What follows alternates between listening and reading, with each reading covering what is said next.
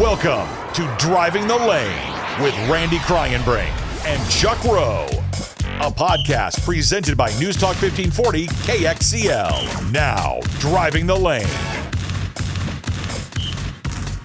Welcome to Driving the Lane. Randy Kraayenbrink, Chuck Rowe, the show where we talk about mostly one thing and one thing only, and that is Panther basketball. Now, it's important that we remind you that even though we are the official UNI basketball show for News Talk 1540 KXCL, our comments may not reflect the feelings of our friends at UNI.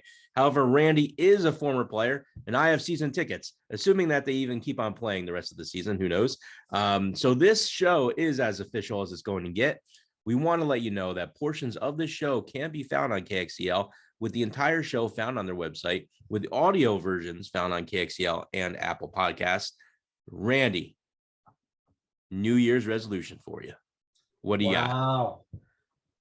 You know, you're supposed to shoot me these questions before we start the podcast, so I have a chance to think about these. It's like this Friday. You better, for New Year's Eve is this Friday. You got it. I thought you might have had it by now. I have not even thought about it because I've got back into hot yoga. Yoga's back, so I'm doing that kind of full speed again.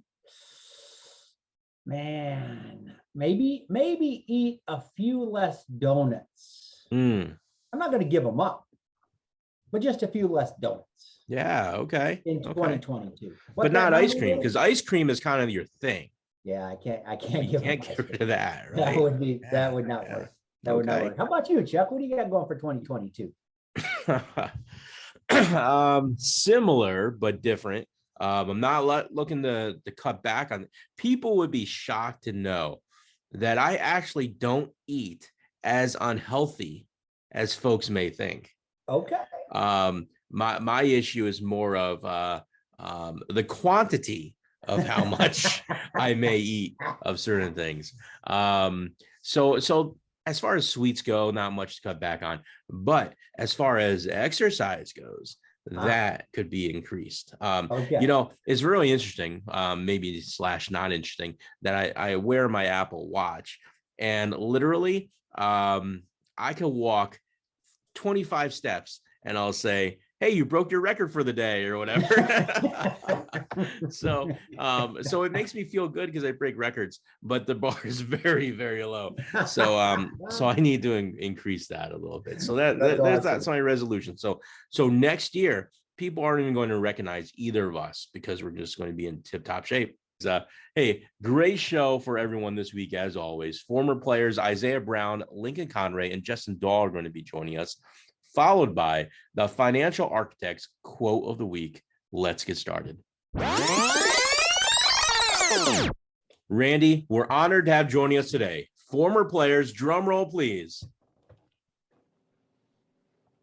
Did you even drum roll? I did drum roll, Chuck. Come on. On your lap? What? Whatever. Okay.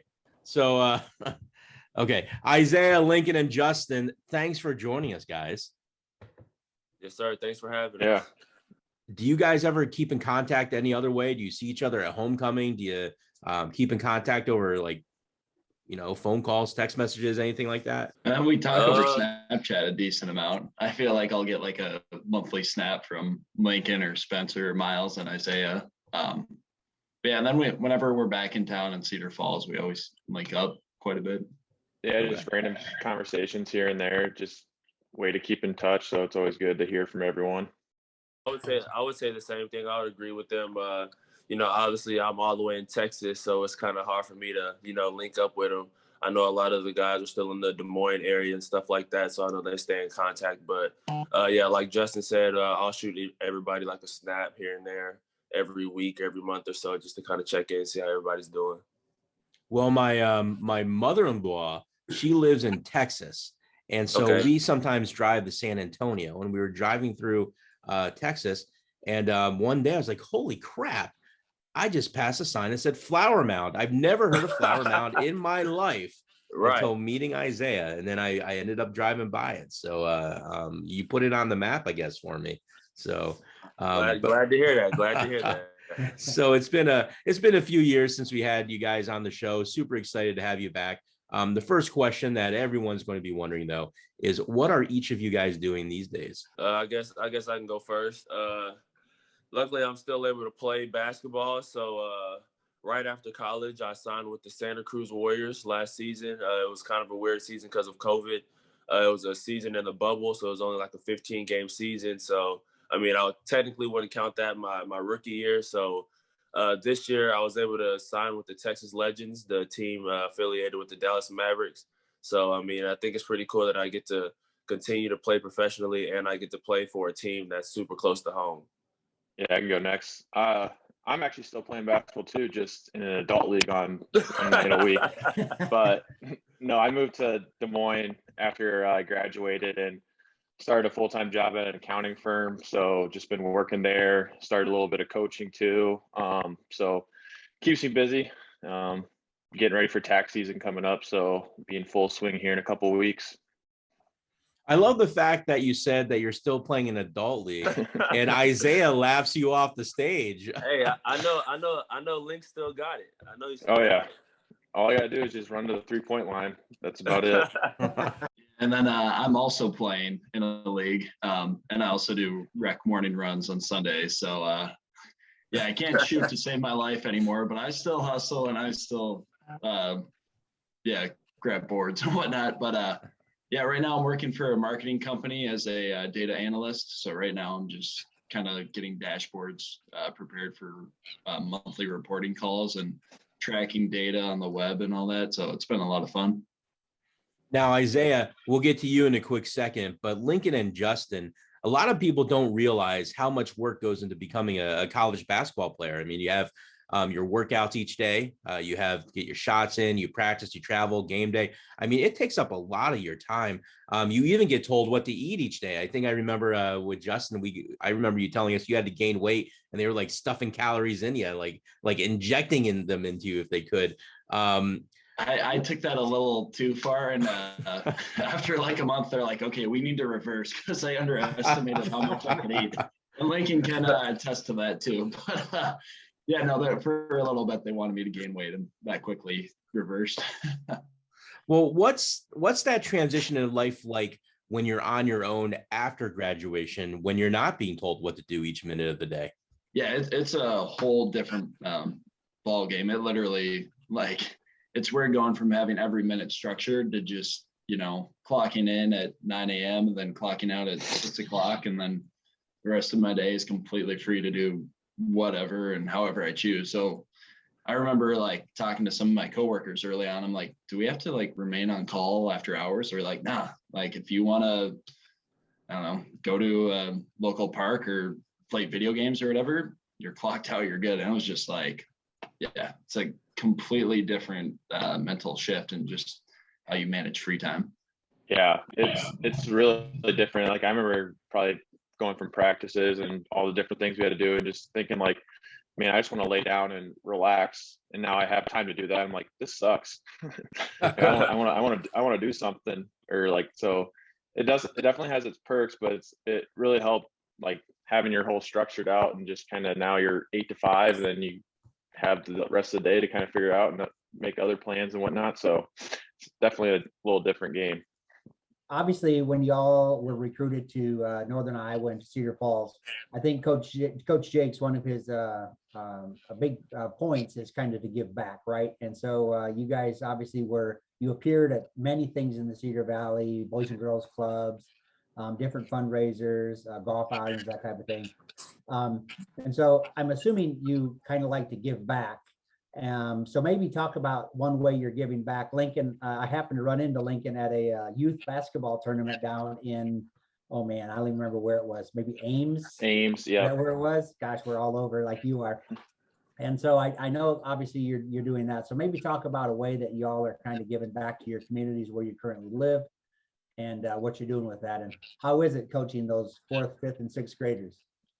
I'm actually 3rd grade, so a little 3rd more grade. Wow. babysitting than coaching, but it's been good. It's fun to kind of stay involved in a different way with basketball and just be able to like kind of help those younger kids that probably picking up a basketball for the first time and just kind of help teach them everything you possibly can teach a 3rd grader at that age. So It's been a lot of fun just to do that and kind of see all the different kids improve over the couple tournaments we've had. So it's been good. Yeah, I'd also say I'm kind of doing something similar to Lincoln. The organization that I grew up playing with is still going on today, and it's right in Louisville, kind of right by where I live. So when I'm free, I'll go help them out. I train a couple kids from the organization and stuff like that. So that's kind of how I've been giving back as well, kind of helping the organization out that I started with. Yeah, and then I met some of my apartment neighbors, and they're starting up a church in Milwaukee. So I've been kind of doing some stuff with them. One thing we do is every week we prepare food for one of the nearby homeless shelters. And then there's some other stuff we have going on, but it's been a lot of fun, and it just feels great to kind of get involved in the community and help people out. That's awesome. And you know me that I'm a nonprofit guy at heart. You know, I love to hear that. And I think all of us on here are actually church going Christian guys. So I think that's really awesome to hear what you're doing there, Justin. Very cool. You know, I am curious then, for those of you that are also helping out with kids, you know, I think one of the shows that everyone has been watching these days would be Ted Lasso. And when you watch Ted Lasso, and you see Roy coaching those little kids, just yelling at them, getting on them, because it's hard for them to transition from being a serious player to coaching little kids. Is that hard for you, Lincoln, or Isaiah at all, when you have these younger kids, the transition, that mindset that they're not quite yet at that college level? Yeah, I say it's something you got to get used to. Because like Lincoln said, it could be some of these kids' first time picking up a ball. And I know myself, I wasn't just always just very good at basketball. So, I mean, it takes time. And over time, it's cool to see the kids getting better and better, whether that's not knocking down a cone or finally making the layup or something like that. So you just got to kind of stay with it and have patience with them. And then, like I said, it's always fun to see their progress. Lincoln, you haven't yelled at anyone like, I said V cut, and No, not yet. I might want to, but no, you gotta realize how much they know. I know a couple times where I'll say like a basketball term or whatever, and the kid just looks at me with like a blank stare, and I'm like, "Do you know what that means?" And they're like, So you just gotta like think of the things like how much they know, or like I'll try to drop a play, and they're just like, what? And so you gotta keep it very simple, but it's also, like we've already said, just you can see how much they continue to learn each day. So it's a lot of fun. Now, Isaiah, we talked about these guys, how they transitioned their life out of basketball. Tell us about what the transition is like going from a college team to something like a G League team. Yeah, I'd say it's very similar. It's also different in some ways, but it's kind of similar. Like today we have, with all this COVID stuff going on, we have mandatory COVID testing at like 11, lifting at 12, practice at like 2. Like it's kind of the same. So, I mean, college definitely prepared me for this, and I'm definitely enjoying it. Now, is there much interaction with Maverick players at all? Yeah, they're actually really cool. You would kind of think that just because they're in the NBA and we're G League, like they would kind of like not blow us off, but you know, like kind of not want to mess with us. But when they're able to come to the games, we see them sitting courtside, and they'll all say what's up to us and stuff like that. So it's actually pretty cool. So do you have to play it off really cool though when you see them and not get too hyped up? Yeah, you got to play it cool a little bit. You can't act like a fan when you're on the team. So have you talked to you know, and this is where I want Lincoln and Justin, you guys are going to be kind of like deputy interviewers for us today. So I want you to think of a question or two about G League for Isaiah here and his experience playing. But I do have this question while you guys are thinking, and that is, Randy and I, we're kind of old dudes, so we remember kind of these older guys like Del Harris, Spud Webb. Just kind of curious, have you ever bumped into these guys at all? And if so, what was those conversations like? Not personally, but Spud Webb, he's something with the Legends. I'm not sure what he is, but I always see him at the game and stuff. And actually, Spud Webb is actually really cool with my dad. So I'm sure when I bump into him face to face, he'll have something to say to me. Well, I feel like that's an extra question worthwhile here. How is your dad friends with Spud Webb?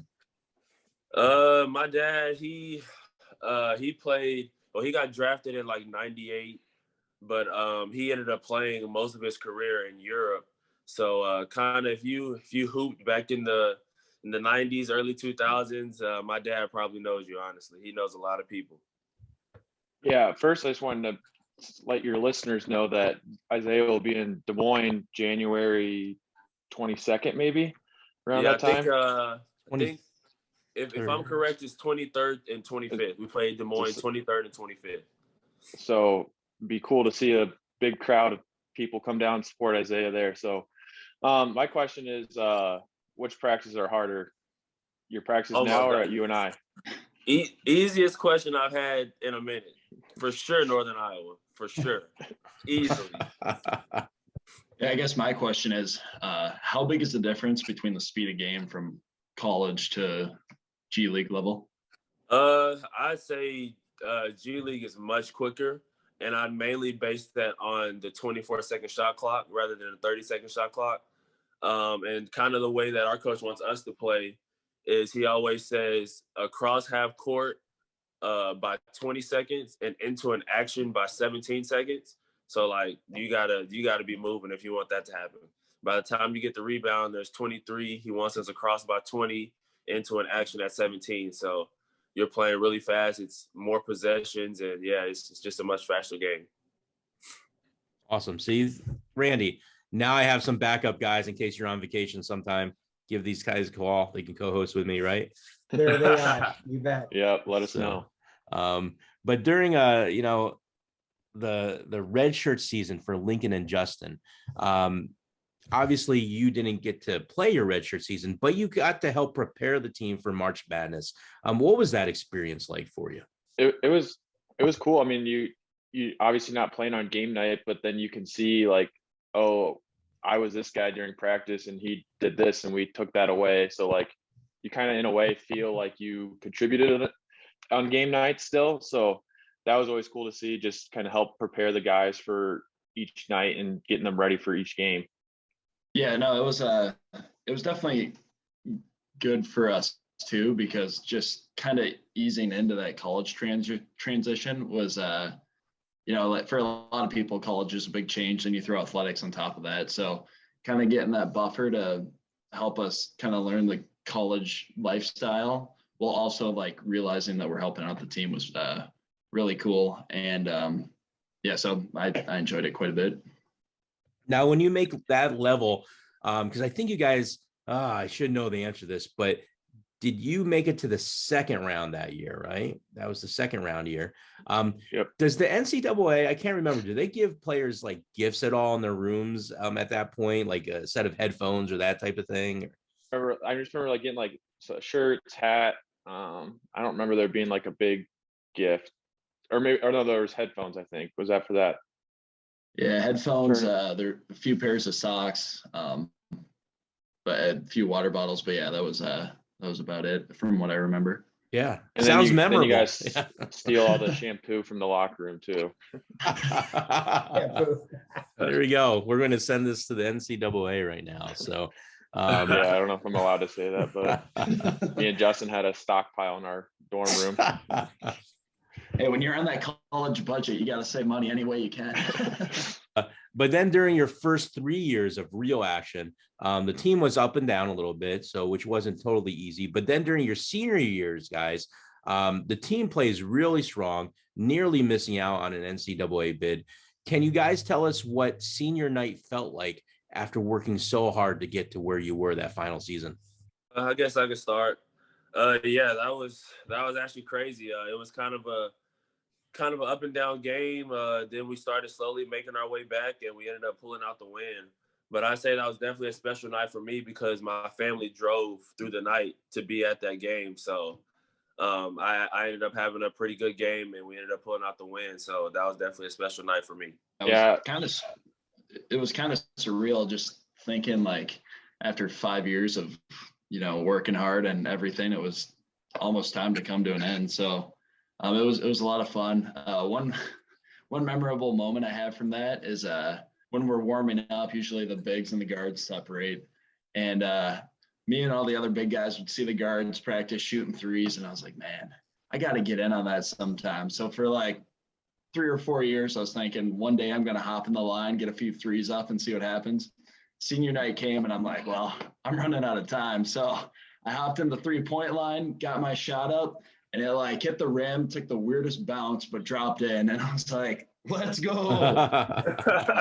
And then I was like, you know what? I'm done. I'm ending on a 1-for-1 shooting note. And then I went back with the bigs and warmed up and whatnot. But yeah, so after 3 years, I finally got my 3-point shot up. Yeah, it was a special night, especially for me, just being from the area and having a lot of family and friends there and just supporting me. And just as a team too, you just see like those previous years were up and down, and we've worked so hard to make that final year so special. And just, I mean, obviously sucks how it ended with COVID and everything, but there's only so much you can do. But overall, it's still like just a season you just won't forget. Now, Lincoln and Justin, you guys could have easily transferred somewhere else to get more playing time. What made you choose to stay with the Panthers? Well, that's easy for me. I mean, I'm just from here, and UNI is my home. So I always tell people I wouldn't want to be anywhere else. So it didn't matter if I was playing or not. It was just the group of guys you're around that just helps. It makes it so much easier just to enjoy being here. Yeah, and for me, part of it was just kind of loyalty. They were willing to take a shot on me, so I figure, you know, if they give me a scholarship, I owe it to them to do what I can to help them out. And then on top of that too, I really like the guys I was with. I like the program, and I kind of just kept telling myself, you know, if I keep working hard, eventually it's going to pay off. And luckily during my redshirt junior year, I got a bit of playing time, and it all worked out in the end. But yeah, so those were my 2 big reasons. Well, here's a follow-up question for you on this, and that is, who's the worst teammate you ever had? No, I'm just kidding. No. So here's the real follow-up question, though, is Justin and Isaiah, Coach Jake makes this big announcement in the locker room that Lincoln's going to be a scholarship player. It kind of spread all over social media. Everybody saw it. What was that moment like for you when that announcement was made? I'm not gonna lie, that was crazy. It's like, that was probably one of the craziest moments of the year, honestly. It's because, I mean, we all knew how hard Lincoln worked and how much he deserved it. So when he said that, like, the team didn't even know. That was a surprise to not only him, but to the whole team.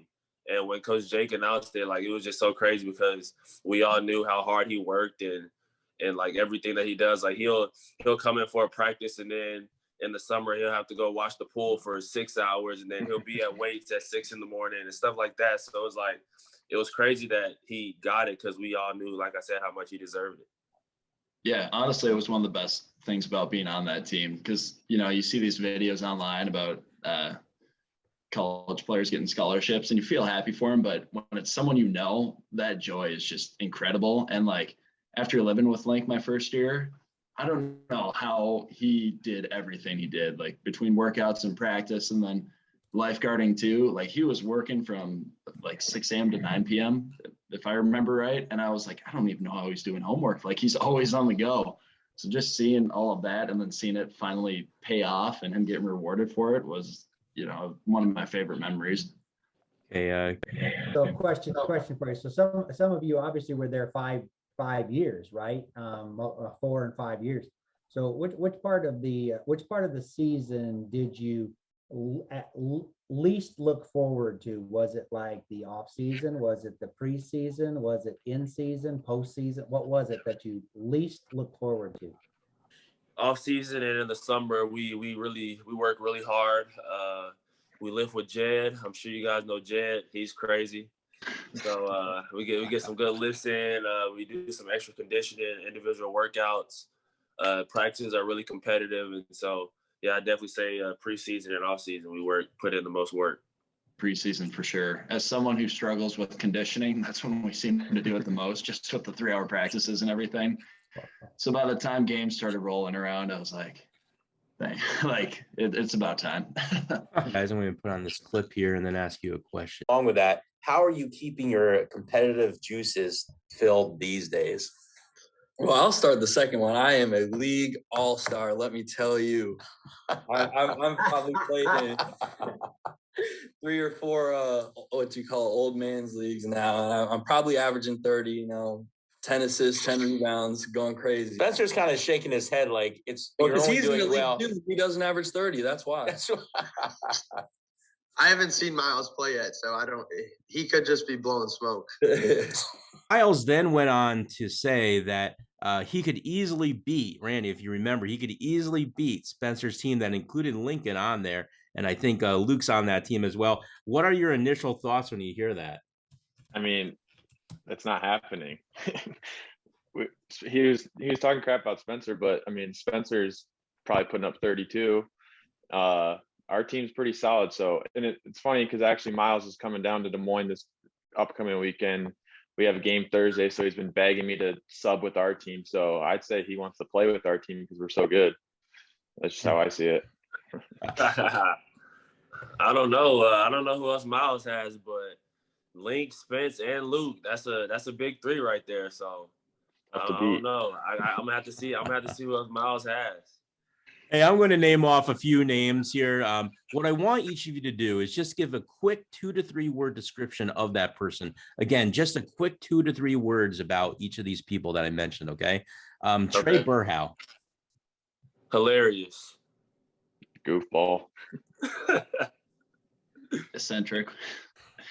Taiwan Pickford. Oh. What's a good Thinks he's a superhero. Spider-Man. Yeah. Spider-Man for sure. What about AJ Green? Super hard Perfectionist. worker. Yeah, Mike nailed it with perfectionist. Antoine Kimmins. Energizer Bunny. Yeah. Ball of energy. And funny. After rooming with him, he's hilarious. Noah Carter. A fisherman. Say a hard worker for him. Sam, hard worker. Big Fife. Goofy. He's another funny guy. Goofy for sure. Okay. Yeah. Bennett Cook. Perfectionist. I'd say perfectionist as well. He's super hard on himself. He's also a big superhero guy too. Jeremy Morgan. I'd say hardworking leader. He was one of the guys that helped me out. He helped me out a lot my freshman year, as he was a senior when I came in as a freshman, and he helped me out a lot. Yeah, he was a great leader. What about Coach Jake? I'd say perfectionist as well. He wants things done, and he wants them done the right way. There's a lot of things you could say. I'd say determined is a good one too. Like he always sticks to what he knows and just sticks to the process. Yeah, I'd say laid back. Off the court, he just loves board games and card games. Like me and some of the other guys had plenty of games of spades with them, like in between practices. So that's one thing people don't typically see about him. It's just his attitude off the court. He's just super laid back and loves gaming a little bit. What about Wyatt Lowhouse? I'd say hard worker for him. He put in a tremendous amount of hours outside of practice hours and stuff like that. So I'd say hard worker for sure. Yeah. I think what Kurt Warner call him, a silent assassin. Just like didn't say much, but he did his work, did his job. So that's a good way to describe Wyatt. Yeah, and I'd say reliable. Anytime you needed something from him, he was always there to do it for you. Seth Tuttle. Goofy. Hardworking and goofy. Competitive. Definitely goofy. And then PJ Hogan. Determined. Yeah, he's a perfectionist too. Yeah, definitely determined. And he has a real kick butt set of locks of hair this year, don't you think? I mean, Yeah, he's really switching it up. Yeah, that was funny. I was surprised. No comment from me. When I was there, I know PJ, I was wanting his hair looking, nice and cut and kind of over at the top, but now he's just letting it do what it wants to do. and most important person to make a comment on, 2 to 3 words, Randy Kraayenbrink. Great host. Great host. I like that one, Lee. Great host. Some would say that Randy and I helped prepare you for the media world that you guys face the rest of your careers. I mean, if it wasn't for us, one would say. Oh, you definitely did, because in high school and all that, I didn't have any interviews, nothing like that. So my freshman year of media day, I was kind of nervous, but I remember getting a call from you guys in my dorm room, and it's funny because I was like, oh, they're calling me. I was sitting by my roommate, Kyle Shapansky, so I was like, they're calling me. I don't know what they're about to ask me. So he just started recording me on his phone. It was funny. Hey, what's the best piece of advice that any coach at UNI gave to you that didn't make sense then, but makes tons of sense now as an adult? I would have to go with Seth Tuttle. He's the one that I would say he's the one that pushed me to work as hard as I did my senior year. And I would talk to him a lot because I know he played basketball after college, and I knew that is something that I definitely wanted to do. So I did most of my outside of practice workouts with him, and we'd always just talk and stuff like that, just because I knew where he had been and where I want to go. So I'd say just pretty much everything he told me has helped me continue to play basketball, and I really appreciated it. Oh, I'd say Coach Jake. I mean, there's nothing specific I can think of that comes to mind, but just like overall, like as a coach, he does his job preparing you for life after basketball. Like everything he kind of preaches has an underlying meaning about like he's turning us into men, basically just getting ready for life after basketball, the way we carry ourselves outside of basketball in the community and whatnot, just kind of preparing you for that adult life. Yeah, and the mine is also Tuttle. Granted, this might boost his ego a little bit, but one thing he told me, it was toward the end of my last year on the team, and me and him were talking, and I was like, I put in all 5 years and all this hard work, and once I'm done playing at the college level, these skills aren't really going to translate to the business world after. And he goes, either way, you did something that 99% of people never get a chance to do. You worked harder than a lot of people doing this. And it's something you'll always be proud of, and something where even though you're not taking the physical skills into the future, you're taking the discipline, the mental preparation, the hardworkingness, all of that.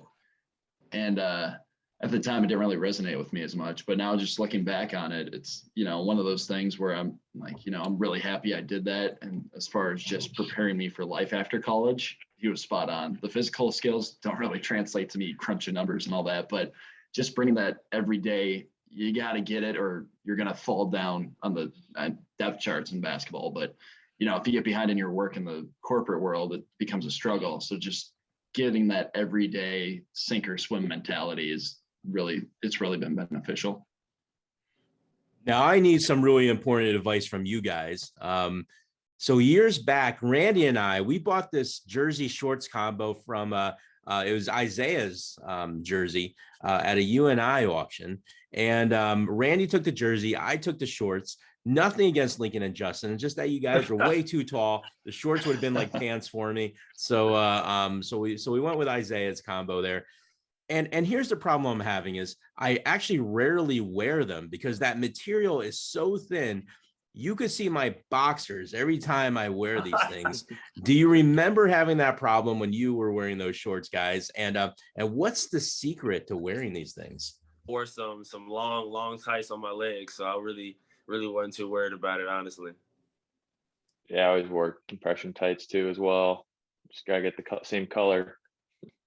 Right. Well, shucks. I guess I need to get myself some compression shorts whenever I want to wear them, I guess, Randy. Oh, yeah. Gosh, sure. These young bucks never had compression shorts when I was a kid, but okay, there we go. So anyways, any final words to Panther fans before we let you guys go? Yeah, I'll just say I hope Panther Nation is doing well. Like I said, I'm in Texas, so it's kind of hard for me to get back and, see games and stuff like that. But actually, Lincoln mentioned that we're playing in Des Moines on the 23rd. I believe Northern Iowa plays Drake on the 22nd. So I'm gonna try my best. I'm gonna try my best to make it to Cedar Falls on the 22nd and catch that game. So hopefully I can see some of you guys there.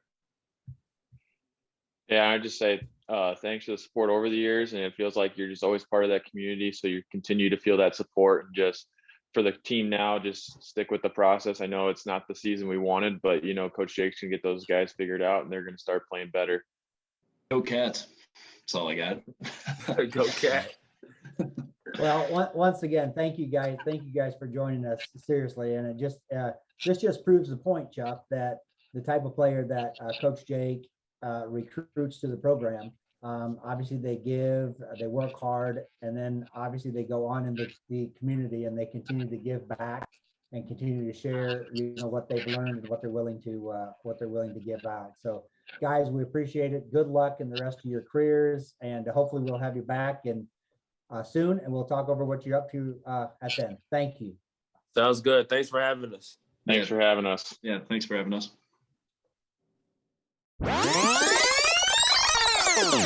As everyone knows, Randy and I have a big heart for our community nonprofits, but this week we're not going to do Midwest Studies Group Nonprofit of the Week to give our nonprofit friends the holiday season off. But now is the part of the show that everyone really has been waiting for, though. The Financial Architect's quote of the week. Quote of the week. Here it is. Don't let the entire staircase overwhelm you. Just focus on that first step. You know what this reminds me of a little bit is whenever you go to UNI and they say, I don't know the exact quote, but it's something like champions take the stairs or something like that. I don't know. Okay, Basically, yeah. don't use the elevator.